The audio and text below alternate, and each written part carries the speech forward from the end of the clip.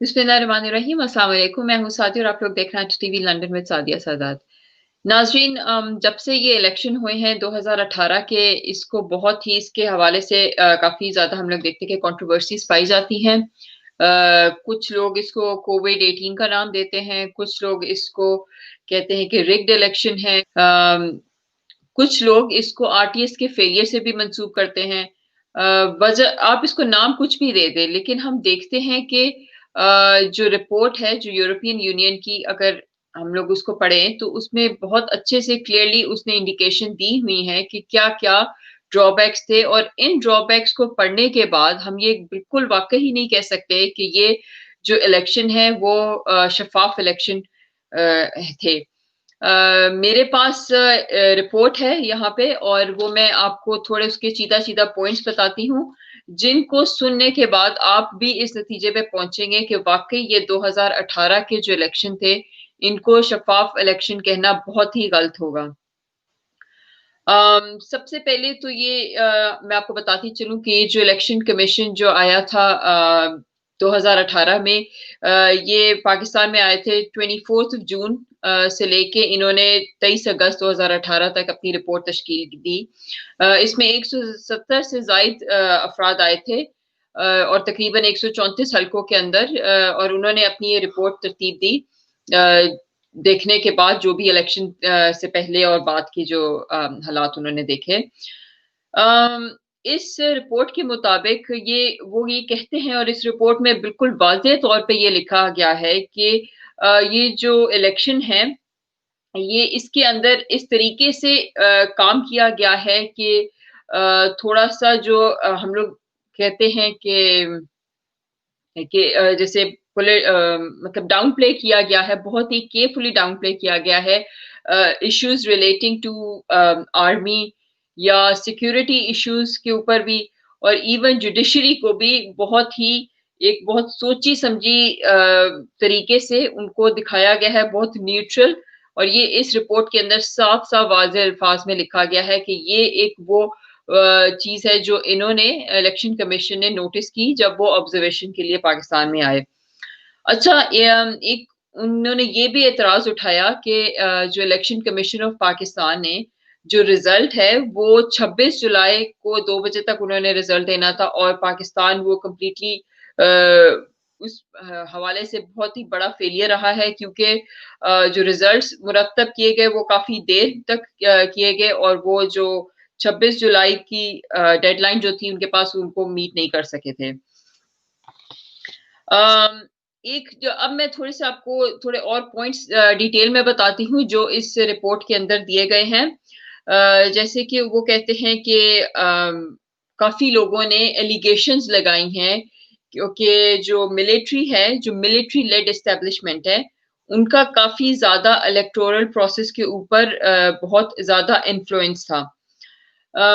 इस हवाले से उन्होंने ऑब्जर्वेशन की और वो कहते हैं कि जो हम पोलिंग स्टेशन में गए, तो वहाँ पे सिक्योरिटी पर्सनल्स इतने ज़्यादा थे, पोलिंग स्टेशन के अंदर भी, पोलिंग स्टेशन के बाहर भी। और जब लोग आते थे, तो वो काफ़ी ज़्यादा इंटिमिडेटेड फ़ील करते थे। वो इतने, जैसे बंदा होता है कि बिल्कुल खुल के आप अपनी राय दे सकें, वो उस तरीके से नहीं दे सके हैं, क्योंकि वो कहते हैं कि इतने ज़्यादा वहाँ पे सिक्योरिटी पर्सनल्स थे। इवन ना सिर्फ ये, बल्कि लगता था कि वो जो वहाँ के प्रिजाइडिंग ऑफिसर्स हैं, वो इंचार्ज नहीं, बल्कि वहाँ के जो सिक्योरिटी ऑफिशियल्स जो वहाँ पे मौजूद थे, वो इंचार्ज ज़्यादा लगते थे रादर देन के प्रिजाइडिंग ऑफिसर लगे वहाँ के इंचार्ज। फिर एक जो बहुत एक हैरानकुन जो चीज़ इस रिपोर्ट में लिखी गई है, वो ये है कि जो आर्मी ने और जुडिशरी ने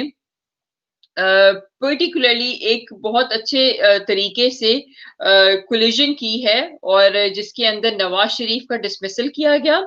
और इस चीज के लिए न्यूमरस रिपोर्ट्स आई हैं कि जो आर्म्ड फोर्सेस और सिक्योरिटी एजेंसीज ने लोगों को परसुएट किया कि वो अपनी जो पार्टी है वो चेंज करें, और ना सिर्फ पार्टी चेंज करे, बल्कि इन्होंने बहुत सारे लोगों को कहा कि आप एज़ एन इंडिपेंडेंट भी वोट अपने हलकों में खड़े हों, जिससे कि साफ-साफ ज़ाहिर होता है कि पीएमएलएन की पार्टी को तोड़ा गया है इस इलेक्शन में। फिर दूसरी बड़ी बात वो ये कहते हैं कि मीडिया जो आउटलेट्स और जो जर्नलिस्ट हैं उनको बहुत ज़्यादा प्रेशराइज़ किया गया और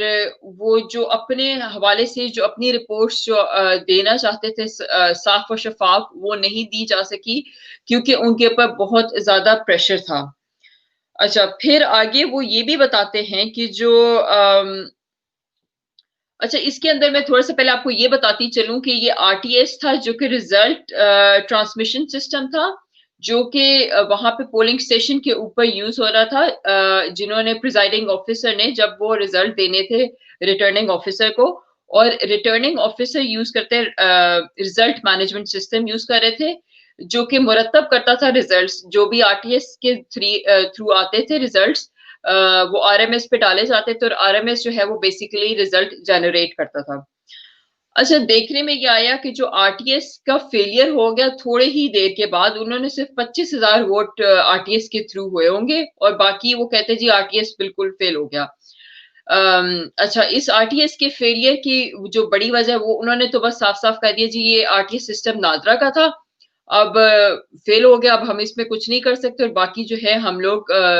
मैनुअली काउंटिंग करेंगे और ये एक बहुत बड़ी रीज़न बनी जिसकी वजह से लोग इसको कहते हैं कि ये रिग्ड इलेक्शन है क्योंकि ऑफ कोर्स जैसे ही वो आरटीएस के फेलियर के ऊपर जब वो मैनुअल काउंटिंग शुरू हुई तो लोग इसको मुतनाज़ा कहते हैं कि ये इलेक्शन इसी वजह से मुतनाज़ा भी बने हैं। फिर हम देखते हैं कि जो वो और इस रिपोर्ट के अंदर ये बिल्कुल लिखा वाज़ेह तौर पे लिखा हुआ है कि पीएमएलएन की जो पार्टी है वो इन इलेक्शंस से पहले जो है उनकी जो कैंडिडेट नॉमिनेशन है उसको बहुत ज़्यादा ज़र्ब लगी है बिकॉज़ उन्होंने बहुत ज़्यादा जो कैंडिडेट्स थे वो डिस्क्वालीफाई कर दिए थे। इलेक्शन के बिल्कुल एंड थोड़ी देर पहले और वो इनकी जो बिल्कुल जो इन्होंने देर से जाके कैंडिडेट्स को जब डिस्क्वालीफाई किया तो पीएमएलएन पार्टी के पास बहुत कम टाइम रह गया था कोई नया अच्छा बंदा उसकी जगह पे खड़ा करते जिसकी वजह से पीएमएलएन की साख को बहुत ज्यादा नुकसान पहुंचा है। फिर जैसे कि मैंने आपको पहले भी बताया कि वोट बाइंग की एलिगेशन बहुत ज्यादा इलाकों से मिली, इसी वजह से इस इलेक्शन को मुतनाज़ा कहा जाता है। अच्छा फिर 2018 के अंदर हम देखते हैं कि सोशल मीडिया ने अपना बहुत अहम रोल प्ले किया जुडिशरी को के हवाले से और उन्होंने ये चीज़ बताई कि जो जुडिशरी है वो काफ़ी ज़्यादा उसको देखा गया है कि उन्होंने हाई प्रोफाइल कोर्ट केसेस शुरू कर दिए और स्पेशली पीएमएलएन और पीपीपी को और वो बहुत ज़्यादा हाइलाइट किए गए जो ये केसेस थे कोर्ट केसेस और सोशल मीडिया ने इसकी प्रमोशन में बहुत ज़्यादा अहम रोल अदा किया और एक तरह से देखा जाए तो कि नेगेटिव पब्लिसिटी की गई पीपीपी की और पीएमएलएन पार्टी की। अच्छा, जियो न्यूज़ को अगर आपको पता हो तो वो बिल्कुल बंद कर दिया गया था केबल से कंटोनमेंट एरियाज़ में स्पेशली फिर जो कुछ residential parts of Karachi and Lahore 3rd और 4th अगस्त को वो भी बंद कर दिया गया था। ये सब वो पॉइंट्स हैं जो मैं आपको रिपोर्ट में से पढ़ के बता रही हूँ जो कि एक 90 पेजेज़ की रिपोर्ट है जिसको आप लोग खुद भी देख सकते हैं वेबसाइट के ऊपर ईज़िली अवेलेबल है। अ अच्छा, जो एक बहुत ही हैरानकुन पॉइंट जो मुझे लगा वो ये था कि पीटीवी एंड रेडियो पाकिस्तान जो है उनके जो चेयरमैन हैं, वो जो है मिनिस्ट्री ऑफ इंफॉर्मेशन के अंडर आता है और ये ही जो दोनों चेयरमैन हैं, ये सिविल सर्वेंट्स भी हैं उसी मिनिस्ट्री के अंदर। तो वो कहते हैं कि एक क्लियर कॉन्फ्लिक्ट ऑफ इंटरेस्ट है कि आप एक इदारों के चेयरमैन हैं और दूसरी तरफ आप मिनिस्ट्री के एक प्रिंसिपल लेवल के आप सिविल सर्वेंट्स भी हैं। और जो एक और बड़ी हैरानकुन बात जो इस रिपोर्ट के अंदर लगी है, वो ये है कि जो director general of media wing of Pakistan armed forces है, वो बोर्ड मेंबर है इन दोनों ब्रॉडकास्टर्स का मतलब पीटीवी के भी और जो रेडियो पाकिस्तान है उसके भी। अच्छा और दूसरा एक ये बहुत ज़्यादा वाज़ेह तौर पे लिखा गया है इस रिपोर्ट के अंदर जो इलेक्शन कमीशन जो यूरोपियन यूनियन की जो इलेक्शन कमीशन रिपोर्ट बनाई है, उसके अंदर ये लिखा गया है कि जो 2/3 जो पीएमएलएन की कवरेज की गई है, वो नेगेटिव की गई है और जो पीपीपी की और पीटीआई की वो न्यूट्रल और पॉजिटिव थी। तो ये वो कुछ पॉइंट्स हैं जो इस सिलेक्शन कमीशन की रिपोर्ट में से मुझे मिले, जिनको मैंने सोचा कि आप लोगों के साथ शेयर करूं, ताकि आप खुद जान के एक इन्फॉर्म्ड डिसीजन कर सके कि आया ये इलेक्शन मुतनाज़ा थे या नहीं थे। मेरे पास कुछ आप जैसे स्क्रीन पे देख सकते हैं, कुछ ग्राफ्स भी हैं जिसके अंदर ये क्लियरली बताया गया है कि किस टीवी चैनल ने कितना टाइम दिया किस पार्टी को, किसकी नेगेटिव पब्लिसिटी की गई। जैसे हम देखते हैं कि पीएमएलएन पार्टी को जब उनकी गिरफ्तारी हुई थी, उससे पहले बिल्कुल मीडिया को कह दिया गया था कि आपने कोई भी लाइव कवरेज नहीं करनी, और उनका जो भी इंटरव्यूज वगैरह भी थे पीएमएलएन के या मियां नवाज शरीफ के, वो भी उन्होंने ब्लॉक कर दिए थे। तो आपसे यही गुजारिश है कि आप ये खुद देखें रिपोर्ट और पढ़ें और समझें और एक इन्फॉर्म्ड डिसीजन करें कि आया ये इलेक्शन मुतनाज़ा थे या नहीं थे। और